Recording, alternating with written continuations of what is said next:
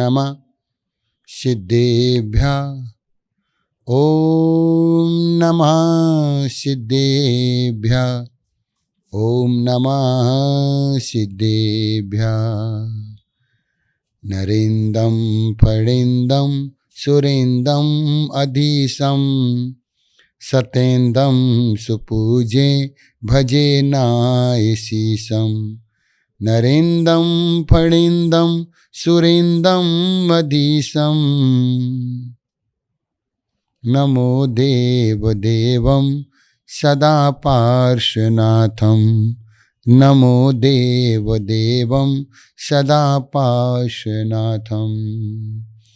देवादिदेव पार्श्वनाथ भगवान की, परम पूज्य आचार्य चक्रवर्ती आचार्य श्री शांति सागर जी महाराज जी की, परम पूज्य आचार्य श्री विद्यासागर जी महाराज जी की, परम पूज्य आचार्य श्री बसुनंद जी महाराज जी की, अहिंसा मई जैन धर्म की।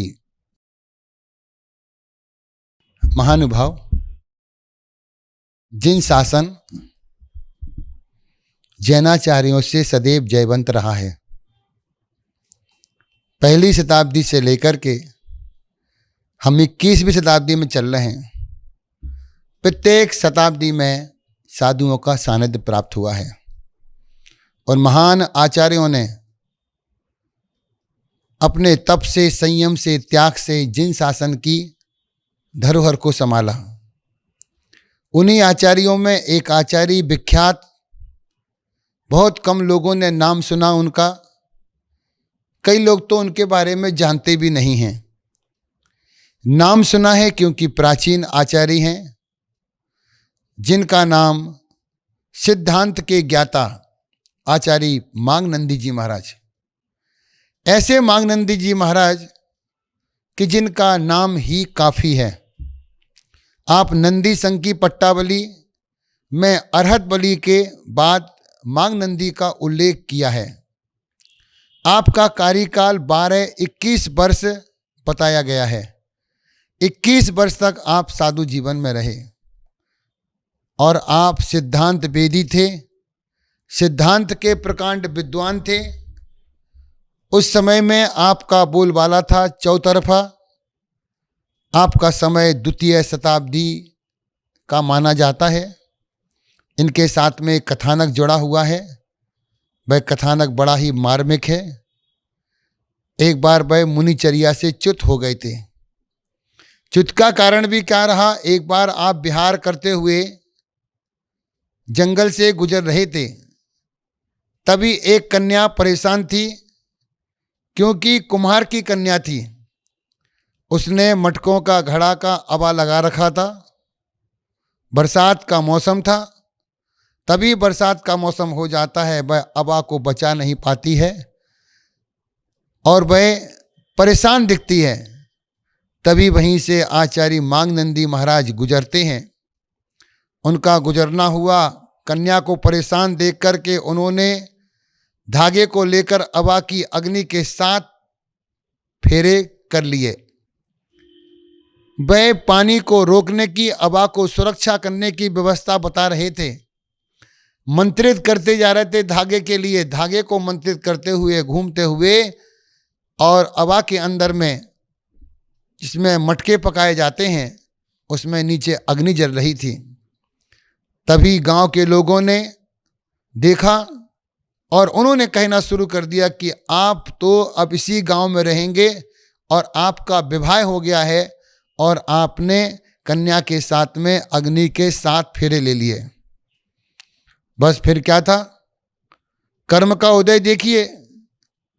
कर्म का उदय देखिए। वह उसी कुम्हार के घर पर रहने लगे जो महान सिद्धांत वेदी थे। कर्म किसी को नहीं छोड़ता। दर्शन मोहिनी, चारित्र मोहिनी, उनके चारित्र मोहिनी कर्म का उदय आया और वह मुनि पद से च्युत हो गए और उसी गांव में मटके बनाने का कार्यक्रम करने लगे।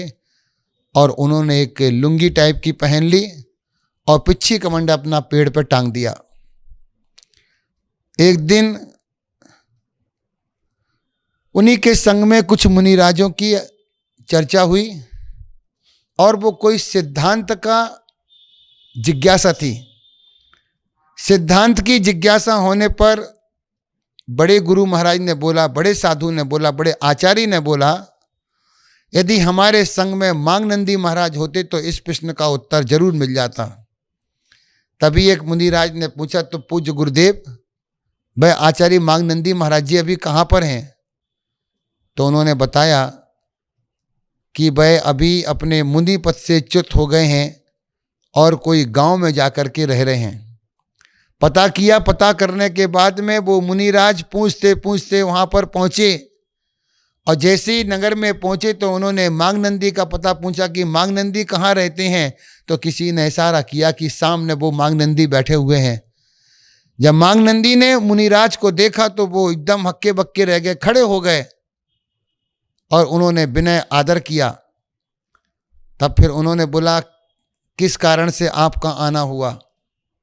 तब उन मुनिराज ने बताया कि एक सिद्धांत का जिज्ञासा आया और पूज्य गुरुदेव ने कहा है यदि मांगनंदी गुरु होते तो इस प्रश्न का उत्तर जरूर मिलता। उनने कहा, अच्छा, आज भी हमारी संग में चर्चा होती है, आज भी हमारे बारे में बातें होती हैं। ओहो, मैं कहाँ फंसा हूँ। उन्होंने उसी समय तुरंत पेड़ से पिच्छी कमंडल उतारा और उन्हीं मुनिराज के साथ में लुंगी फेंक करके और वो वापस मुनि बन करके अपना विहार करते हुए निकल गए। उन्होंने जैसे ही विहार किया और जाकर के संग में मिले, फिर उन्होंने प्रायश्चित लिया और प्रायश्चित लेकर के वापस एक सिद्धांत के वेदी मुनिराज बन जाते हैं। ऐसे मुनिराज वास्तविकता में बीतरागी और सिद्धांत को जानने वाले मुनिराज बहुत कम हैं। ऐसे मांगनंदी की कथा जुड़ी हुई है। वह अपने साधु भेष में 21 वर्ष तक रहे। द्वितीय शताब्दी में, आज से लगभग 2000 वर्ष पहले उन्होंने कहाँ जन्म हुआ, कौन गुरु रहे, इसका कोई भी इतिहास नहीं मिलता है। लेकिन एक कहानी के माध्यम से उनका छेदोपस्थापना जो प्रायश्चित हुआ और एक बहुत ही सुंदर कहानी के माध्यम से इतना ही उनका परिचय मिलता है। इसलिए मांगनंदी आचार्य महाराज, इनके बारे में साहित्य भी लिखा हुआ है। उस साहित्य को भी पढ़ना चाहिए। बहुत अच्छा सूत्र ग्रंथ लिखा हुआ है, उसको पढ़ करके हम अध्ययन कर सकते हैं। ऐसे मांगनंदी आचार्य के चरणों में हम बारंबार नमस्कार करते हैं। बोले महावीर भगवान की।